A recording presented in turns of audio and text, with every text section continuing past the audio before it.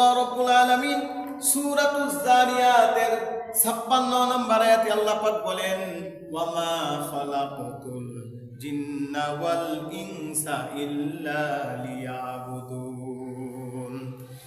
আল্লাহ রাব্বুল আলামিন বলেন, পৃথিবীর মধ্যে জিন এবং ইনসান এই দুই জাতি আমি সৃষ্টি করেছি আমার ইবাদত করার জন্য। বান্দা আমার সামনে মাথা নত করবে, আমার ইবাদত করবে, আমার দাসত্ব করবে। আমি আল্লাহ এই দুই জাতিকে সৃষ্টি করেছি আমি আল্লাহর ইবাদত করার জন্য। তাহলে আল্লাহ পাক তিনি আমাদেরকে বানিয়েছেন একমাত্র তার দাসত্ব করার জন্য। এই জন্য দুনিয়ার কোন ব্যক্তির সামনে আমরা মাথা নত করব না, কোন গায়রুল্লাহর সামনে আমরা মাথা নত করব না। আমরা যদি মাথা নত করি কার সামনে করব? আল্লাহর সামনে করব। এক আল্লাহর সামনে যদি মাথা নত করতে পারি, আল্লাহ পাক তিনি আমাদের মান সম্মান উঁচু করে দিবেন। এখন প্রশ্ন হলো, আল্লাহ পাক আমাদেরকে বলেছেন, বান্দা আমি আল্লাহর ইবাদত বন্দেগী করো, আমার ইবাদত বন্দেগী করো। এখন প্রশ্ন হলো, আমরা কোন আল্লাহর ইবাদত করব? আল্লাহ পাক বলে দিতেছেন সূরাতুল বাকারা এর 21 নম্বর আয়াতে আল্লাহ পাক বলেন, ইয়া আইয়ুহান নাসু উবুদু রাব্বাকুমুল্লাযী খালাকাকুম ওয়াল্লাযীনা মিন ক্বাবলিকুম লাআল্লাকুম তাত্তাকুন। আল্লাহ পাক এই আয়াতের মধ্যে বলতেছেন যে, বান্দা ইয়া আইয়ুহান নাস, হে মানুষ, উবুদু রাব্বাকুমুল্লাযী, তোমরা তোমাদের ওই প্রতিপালকের ইবাদত করো, আল্লাযী খালাকাকুম, যেই প্রতিপালক তোমাদেরকে সৃষ্টি করেছেন। তাহলে আল্লাহ পাক তিনি আমাদেরকে বুঝিয়ে দিতেছেন, তিনি আমাদেরকে হাতে নাতে ধরে দিতেছেন, বান্দা তোমরা সেই প্রতিপালকের ইবাদত করো, সেই মাবুদের ইবাদত করো যে আল্লাহ তোমাদেরকে সৃষ্টি করেছেন, যেই প্রতিপালক তোমাদেরকে সৃষ্টি করেছেন সেই প্রতিপালকের ইবাদত করো। তাহলে আল্লাহ পাক যে আল্লাহ 7 আসমান 7 জমিন সব কিছু সৃষ্টি করেছেন সেই আল্লাহর ইবাদত বন্দেগী করো। তো আল্লাহ পাক বলেন, ওয়াল্লাযীনা মিন ক্বাবলিকুম লাআল্লাকুম তাত্তাকুন, এবং তোমাদের পূর্বে যাদেরকে সৃষ্টি করা হয়েছে তাই সেই আল্লাহর ইবাদত বন্দেগী করো। তোমাদেরকে এবং তোমাদের পূর্বে যাদেরকে আল্লাহ তাআলা সৃষ্টি করেছেন সেই আল্লাহর ইবাদত বন্দেগী করো। যদি সে আল্লাহ যদি ইবাদত বন্দেগী করে যাইতে পারো, লাআল্লাকুম তাত্তাকুন, তাহলে তোমরা মুত্তাকি হতে পারবা, আল্লাহ ওয়ালা হতে পারবা। তাহলে আল্লাহ পাক তিনি আমাদেরকে বলে দিতেছেন যে আমরা কার ইবাদত করব। আল্লাহ পাক তিনি আমাদেরকে তার পবিত্র গ্রন্থে খুলে খুলে বর্ণনা করে দিতেছেন। তার পরবর্তীতে আল্লাহ পাক বলেন, আল্লাযী জাআলা লাকুমুল আরদা ফিরাশাও ওয়াস সামাআ বিনাআ। বলেন না সুবহানাল্লাহ। আল্লাহ পাক বলেন, আল্লাযী জাআলা লাকুমুল আরদা, ওই সত্তা যিনি তোমাদের জন্য জমিন সৃষ্টি করেছেন, ফিরাশান, বিছানা স্বরূপ। আল্লাহ পাক তিনি আমাদেরকে জমিন সৃষ্টি করে দিয়েছেন বিছানা স্বরূপ, আমাদেরকে উপহার দিয়েছেন। আমরা যেভাবে ইচ্ছা সেভাবে আমরা জমিন ব্যবহার করতেছি। আল্লাহ পাক বলেন যে আল্লাহ জমিনকে বিছানা স্বরূপ বানাইছেন, সে আল্লাহ তোমরা ইবাদত বন্দেগী করো। ওয়াস সামাআ বিনাআ, এবং আকাশকে করেছেন ছাদ স্বরূপ, আসমানকে বানাইছেন ছাদ স্বরূপ, সেই আল্লাহর ইবাদত বন্দেগী করো। যদি সে আল্লাহর ইবাদত বন্দেগী করতে পারো, তাহলে আমরা একমাত্র আল্লাহর গোলাম হতে পারবো। যদি আমরা আল্লাহর গোলাম হতে পারি, তাহলে আমরা মৃত্যুর পরে আল্লাহ পাক আমাদেরকে জান্নাতে দিয়া দিবে। বলেন না সুবহানাল্লাহ। প্রিয় হাজিরিন, সম্মানিত মুসল্লিয়ানি কেরাম, তারপরে আল্লাহ পাক বলেন, ওয়া আনজালা মিনাস সামাই মাআন ফাআখরাজা বিহি মিনাস সামারাতি রিজকাল লাকুম।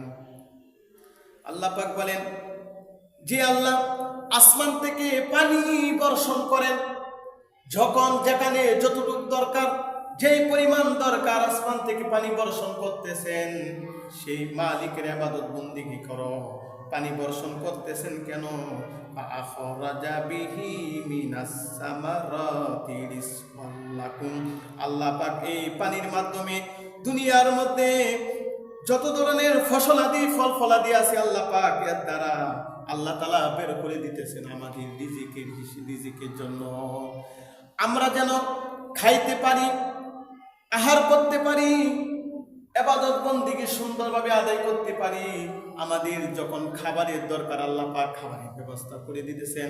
আল্লাহ পাক বলেন যে আমি আসমান থেকে পানি বর্ষণ করি, এই পানির দ্বারা জমিনের মধ্যে আমি ফসলাদি তৈরি করি, ফল ফলাদি আমি উৎপন্ন করি, যেন তোমরা খাইতে পারো, আহার করতে পারো, আর আমি আল্লাহ যেন সুন্দরভাবে ইবাদত করতে পারো।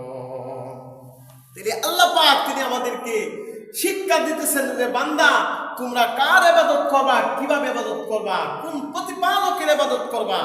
আল্লাহ পাক পরবর্তীতে বলেন ফালা তাজআলু লিল্লাহি আনদাদা ওয়া আনতুম তা'লামুন।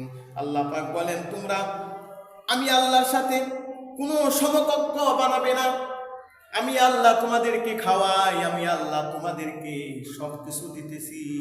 আমি আল্লাহ ছাড়া দুনিয়ার কোনো ব্যক্তিকে তোমরা মেনে নিবা না যে সে তোমাকে খাওয়াইতেছে, সব কিছু দিতেছি। আমি আল্লাহর যে ক্ষমতা, যে শক্তি, অন্য কারো সে ক্ষমতা, সে শক্তি থাকতে পারে না। তাহলে আমরা যদি দাসত্ব করি, কার দাসত্ব করব? আল্লাহর দাসত্ব করব, যে মালিক আমাদেরকে সৃষ্টি করেছেন। 7 আসমান, 7 জমিন, চন্দ্র সূর্য নক্ষত্র, যে মালিক সৃষ্টি করেছেন সেই মালিকের ইবাদত করব, দুনিয়ার কোনো ব্যক্তির ইবাদত করব না। ইনশাআল্লাহ সকলে রাজি আছেন তো? আল্লাহ পাক আমাদের সবাইকে কবুল করেন। সম্মানিত মুসল্লিয়ানি কেরাম, আজ শাবান মাসের প্রথম সপ্তাহ, আর বেশি দিন বাকি নয় রমজানের। এই মাসটা হলো আমলের মাস। হাদিসের মধ্যে আছে আল্লাহ নবীজি সাল্লাল্লাহু আলাইহি ওয়াসাল্লাম এই শাবান মাসে তিনি অধিক পরিমাণে রোজা রাখতেন, তিনি বেশি বেশি নফল ইবাদত করতেন। তাহলে আজকে শাবান মাসের প্রথম সপ্তাহ, আর বেশি দিন নয়, কিছুদিন পরে রমজান মাস চলে আসতেছে। আমলের মাস, নাজাতের মাস, রহমতের মাস, মাগফিরাতের মাস। এই জন্য সবাই চেষ্টা করব আল্লাহ পাক যেন আমাদেরকে রমজান মাসে সুস্থতার সহিত নেক আমলগুলা এবং ভালোভাবে যেন ইবাদত বন্দেগী করতে পারি। আল্লাহ পাক সেই তৌফিক দান করেন। সকলে বলেন আমিন। সম্মানিত হাজিরিন, আজকে শাবান মাসের প্রথম সপ্তাহ, আমরা এই মাসটা পার করব ইবাদত এবং বন্দেগীতে। আর এই মাসে চেষ্টা করব বেশি বেশি রোজা রাখার এবং নফল রোজা রাখার। কেন? যে এই মাসে যদি বেশি বেশি আমরা ইবাদত করি, রোজা রাখি, তাহলে রমজান মাসটা আমাদের জন্য সহজ হয়ে যাবে। এই জন্য আল্লাহ নবীজি তিনি এই মাসটাকে অধিক গুরুত্বপূর্ণ দিতেন। তিনি এই মাসে বেশি বেশি রোজা রাখতেন, বেশি বেশি নফল ইবাদত করতেন। এই জন্য এই মাসটা আমরা খুবই গুরুত্ব দিব। আর সামনে আসতেছে রমজান মাস, সেই রমজান মাসে 30টি রোজা রাখবো। আমরা এখন থেকে নিয়ত করি আল্লাহ পাক যেন আমাদেরকে 30টি রোজা রাখার তৌফিক দান করেন। সম্মানিত হাজিরিন, মুসল্লিয়ানি কেরাম, আল্লাহ পাক আমাদেরকে যে উদ্দেশ্যে দুনিয়ার মধ্যে পাঠাইছেন, যদি সেই উদ্দেশ্য যদি আমরা পূরণ করতে পারি, আল্লাহ পাক তিনি আমাদেরকে মৃত্যুর পরে দিবে কি?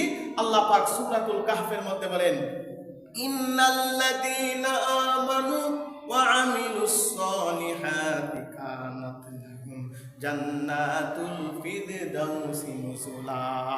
নিশ্চয়ই যারা ঈমান আনবে এবং আমলে সলিহা নেক কাজ করবে, আমল করবে, আল্লাহ পাক তাদের জন্য জান্নাতুল ফেরদাউস ঘোষণা দিয়েছেন। এই জন্য রমজান মাস আসতেছে, আমলের মাস, নাজাতের মাস। আমরা চেষ্টা করব যত বেশি আমরা কার চেয়ে বেশি ইবাদত করব, আমরা কার চেয়ে বেশি নেক কাজগুলো আমরা হাসিল করব। ইনশাআল্লাহ সকলে প্রস্তুত আছেন তো?